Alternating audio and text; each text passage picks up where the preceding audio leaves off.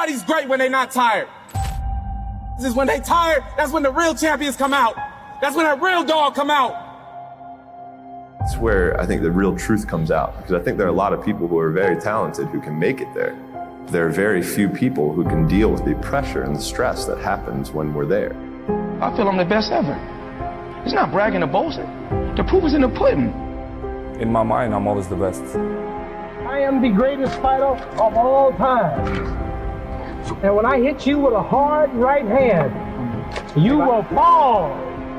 You gotta win tomorrow, you gotta win right now. If you're passionate about what you're doing, keep going, keep believing, reach for the stars. Everything is always impossible until someone does it. Maybe it has never been done before. That's perfectly fine with me.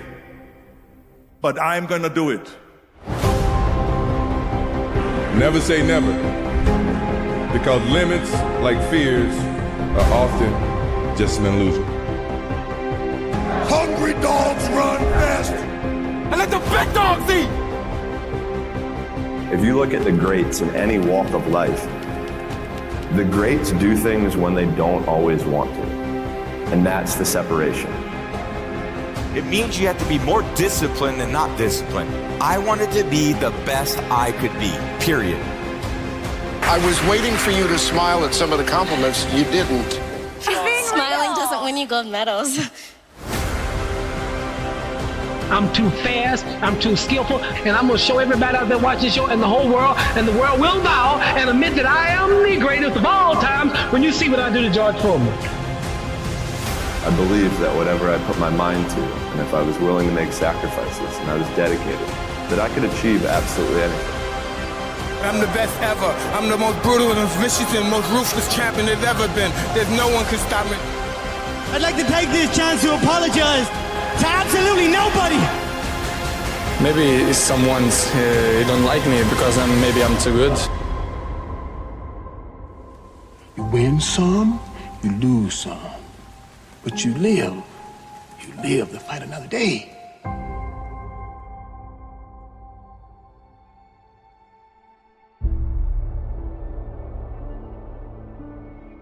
And I've always believed like I'm the Michael Jordan of this industry. When I'm on the air, I'm the one that will make you want to hear from me. I don't care who I'm on the air with. I don't care who it is. It does not matter to me. By the time I finish speaking, I am the one that you're going to want to listen to. That's my attitude.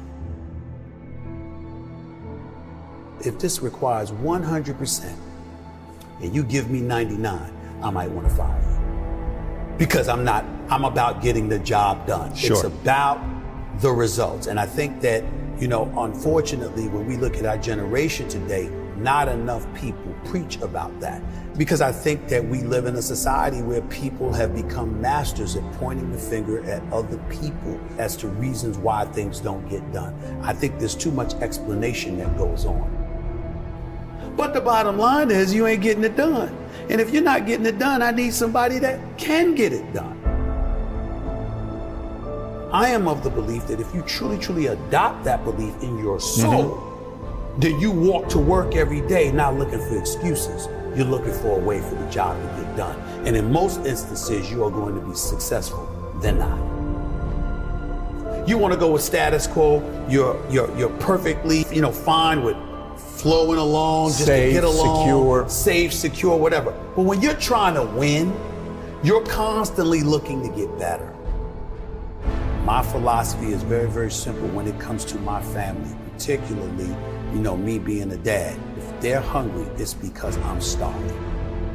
I don't eat until they eat. I'm not comfortable until they're comfortable. I don't have unless they have. That's the mentality, and that's the mentality that I strictly get from my mother. And so for me, having that kind of mentality, but what comes with that? What comes with that is a certain work ethic that you have to put forth, and it's a willingness to sacrifice. Am I the most disciplined person in the world? No.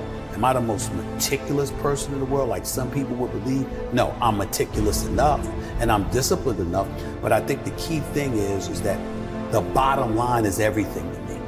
And whatever the bottom line requires is what I'm going to do. If the bottom line requires an excessive level of discipline, I'm gonna do it. But to me, it's whatever the moment or the situation demands. And I'm a bottom lines oriented kind of person. You don't assume that opportunities are waiting for you. You know obstacles are standing in every door. Right. And so that challenge that you have to embrace and you have to deal with, that's hard to deal with when you have achieved. You don't work hard to play hard. You work hard to have the ability to play when you want to. That's a good There's a difference. You handle your responsibilities first. And when you work hard and you have that sense of pride, it goes right out the window if you utilize your efforts in the wrong fashion. But when you do what's right, and it's based off of that effort that you put in, then you feel good about it because you took care of your responsibilities. Then you can go play. And I was not always confident. There's no doubt about that. I've always had my insecurities. What I firmly believed in was, as it pertained to me, was that I always worked hard. I was never lazy. I was always somebody that believed in hard work. Betting on yourself is believing in you. Knowing who you are, what you're worth, having an idea about it anyway, and willing to work towards that, to validate that reality. That's betting on yourself. It's your job. And if you can't do it, you scratch, claw, and even die trying.